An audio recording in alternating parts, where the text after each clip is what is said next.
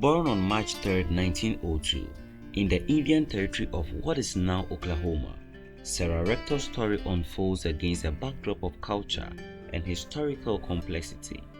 She was a member of the Muscogee Nation, reflecting her family's heritage as descendants of enslaved African Americans held by the Creek people. Following the Civil War, enslaved black people of the 5 civilized tribes were freed, leading to the allocation of land to the so-called freemen. This unique heritage positions Sarah within the dynamics of social landscape that included both African and indigenous influences. Life for black freemen in early 20th century America was filled with challenges. Racism and segregation were entrenched, and economic opportunities were scarce. The Rector family, like many others, faced financial hardship. However, circumstances changed drastically for Sarah when she received an allotment of land as part of the federal government distribution of Creek's freemen's children. This land assignment would set the stage for an unexpected twist in her life. Sarah Rector's fortune was tied to a 160-acre plot of land she received near present-day Tulsa, Oklahoma, a region that later became famous as part of the oil-rich Glen Pool. At first glance, the land held little promise, appearing barren and unfarmable. In fact, Sarah's father, Joseph Rector, initially petitioned the court to sell the land because the annual taxes were a burden on the struggling family. However, this request was denied, leaving the Rectors to find other ways to manage the cost. In 1913, oil was discovered on Sarah's allotment, transforming her life almost overnight. Drilling revealed a highly productive oil well, yielding over 250 barrels a day, and the revenue generated quickly elevated Sarah to a position of wealth unimaginable for a black child at the time.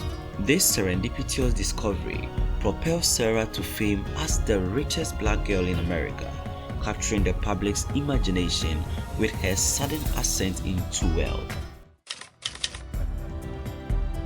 With the oil producing significant income, Sarah's wealth soon exceeded $300,000, equivalent to several millions of dollars today. Her sudden fortune drew attention from across the nation, prompting increased media coverage and public interest. It was reported that she earned a monthly income of approximately $11,000, a staggering sum by early 20th century standard. However, this world came with its own set of challenges. Given the legal and social climate, wealthy black individuals often faced legal maneuverings intended to limit their autonomy. Concerns over the management of Sarah's wealth led the state to assign her a legal guardian, which was common practice for minors with substantial assets. W.T. Biggs, a local white lawyer, was initially appointed as her guardian, raising ethical and racial questions in an era where African American property rights were frequently contested. As Sarah's wealth grew, so did the scrutiny surrounding her life. Newspapers across the country, from the Kansas City Star to the Chicago Defenders, reported on her every move, her financial standing, and even her personal life.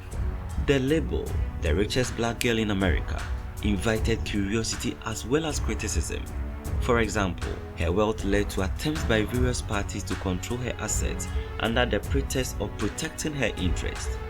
At one point, her guardianship was reassigned to prominent figures, which sparked public concerns over whether she was being adequately represented. This scrutiny was compounded by racial prejudice prevalent at the time. In one instance, a legislator argued that Sarah's wealth effectively made her white in the eyes of the law, a comment underscoring the complex intersection of race, wealth, and identity in America. Sarah's story thus highlighted broader societal tensions and exposed the inherent biases within the legal system that often denies black individuals equal treatment and respect.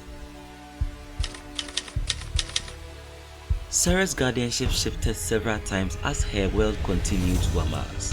Although she was still a child, there was repeated concerns whether her estate was being managed in her best interest. Her story became a catalyst for public discourse on race and property rights, particularly regarding the rights of Black Americans who acquired wealth. The mismanagement of estates belonging to affluent African Americans was unfortunately common, leading to Sarah's case becoming emblematic of broader systematic issues. By 1920, Sarah was of legal age and assumed control over her finances. Despite the pressure and attempt to control her wealth, she successfully managed her assets and even diversified her portfolio, owning real estate and business interests across the country. Her independence represented a triumph not only for her, but for other African Americans striving for economic and social self-sufficiency. In adulthood, Sarah Rector led a relatively private life away from the public eye. She married Kenneth Campbell in 1922 and relocated to Kansas City, Missouri, where she lived in a large home in an affluent neighborhood. She continued to manage her wealth discreetly, maintaining a modest lifestyle despite her financial needs. Sarah's story gradually faded from public view as she settled in a quieter existence, eventually passing away in 1967. Sarah Rector's story serves as a powerful reminder of the potential for transformation in even the most unlikely circumstances. Her journey from improvised beginning to becoming a millionaire represent not only a personal victory but also a testament to the resilience and strength of African Americans navigating a prejudiced society. Today, her life is celebrated as a symbol of hope, resilience, and the enduring spirit of those who overcame the odds to secure their place in history. Sarah's story is a compelling account of the intersection of race, wealth, and social justice in early 20th century America. Her life highlights the unique challenges faced by African American millionaires, particularly young girls who were thrust into wealth within the discriminatory society. Through her remarkable story, Sarah emerged as a symbol of possibility, demonstrating that success was attainable even in the face of immense adversity. Her legacy endures as an inspiring reminder of the strength and resilience inherent in those who dare to dream beyond their circumstances.